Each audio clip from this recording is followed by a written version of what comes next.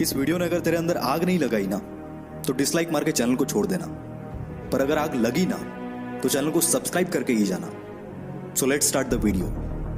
एक बंदे को उसकी कंपनी बेचने के बाद 1000 करोड़ मिला था।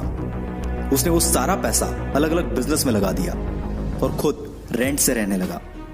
कोई पागल ही कर सकता है ना ऐसा, क्योंकि कोई नॉर्मल इंसान होता तो गाड़ी बंगला खरीदने में ही बहुत सारा पैसा खर्च कर देता।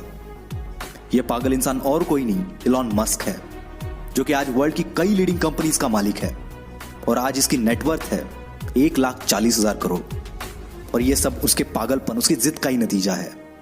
क्योंकि भीड़ के साथ चलना तो बहुत आसान है, पर पागलपन ही चाहिए भीड़ से हटकर कुछ करने के लिए। जिस बंदे को कभी उसकी भारी आवाज की वजह से रेडियो से रिजेक्ट कर दिया गया था, उसने जिद पकड़ी और वो मुकाम हासिल किया जिसके कई लोग सिर्फ सपने ही देखते हैं।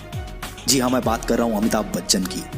उनकी पहली सुपरहिट मूवी जंजीर आने से पहले उनकी 17 मूवीज फ्लॉप हो चुकी थी, फिर भी उन्होंने अपनी जिद नहीं छोड़ी और आखिरकार कामयाबी को भी उनके जिद के आगे झुकना पड़ा।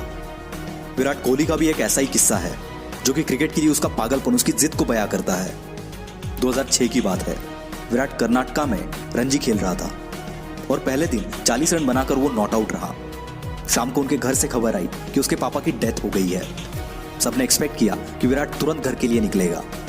कोच ने तो यहां तक डिसाइड कर लिया था कि उसकी जगह पर और कौन खेलेगा, पर दूसरे दिन विराट बल्ला लेके स्पीच पे खड़ा था और इस हालात में उसने सेंचुरी लगाई और अपनी टीम को जिताकर ही वो अंतिम संस्कार के लिए निकल गया। इसे पागलपन नहीं तो और क्या कहेंगे। लाखों में किसी एक के पास ही ऐसी जिद, ऐसा पागलपन होता है और वही कुछ हटके कर जाता है। दिन का 15-15 घंटा काम करने के लिए सिर्फ एनर्जी नहीं, बल्कि उस काम को करने के लिए वो जिद, वो पागलपन होना चाहिए। क्योंकि ऐसे जिद्दी, ऐसे पागल लोग परसेंटेज में नहीं, नंबर्स में होते हैं। ऐसी एक जिद और पागलपन से भरी हुई कहानी है दशरथ मांझी की, जो कि अपनी पत्नी को टाइम पर हॉस्पिटल ना पहुंचा पाए, क्योंकि उनके गांव से हॉस्पिटल के पीछे एक बहुत बड़ा पहाड़ था और उसी वजह से उनकी पत्नी का देहांत हो गया। बंदे को गुस्सा आ गया और इसी गुस्से को उसने अपनी जिद में बदल दिया और इस बंदे ने केवल छेनी हथौड़े से 22 साल में 55 किलोमीटर का पहाड़ तोड़ दिया। ये पागलपन नहीं तो क्या है। ऐसी जिद तब पैदा होती है जब दिल टूटता है।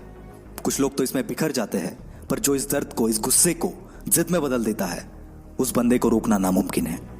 वो पागलपन ही है जब लोग ट्रिप्स प्लान कर रहे होते हैं और कोई बंदा अपना एम्पायर खड़ा करने के लिए प्लान्स बना रहा होता है। जब सब नौकरी ढूंढने के चक्कर में होते हैं, तब कोई पागल नौकरी देने की सोचता है और ऐसे ही पागल आगे जाके बिल गेट्स, स्टीव जॉब्स बनते हैं। ये पागल सक्सेस के लिए हमेशा भूखे होते हैं, ये कभी सेटिस्फाई नहीं होते।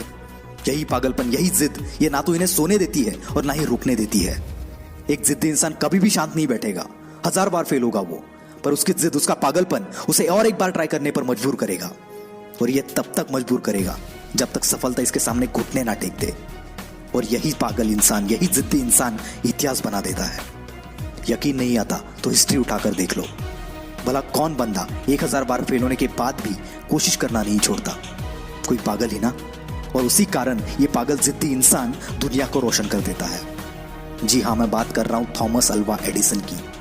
65 साल का एक बंदा जिसे ऑलरेडी 1000 बार रिजेक्ट कर दिया गया था, फिर भी उसने अपनी जिद नहीं छोड़ी और KFC जैसी होटल्स की चेन खड़ी कर दी।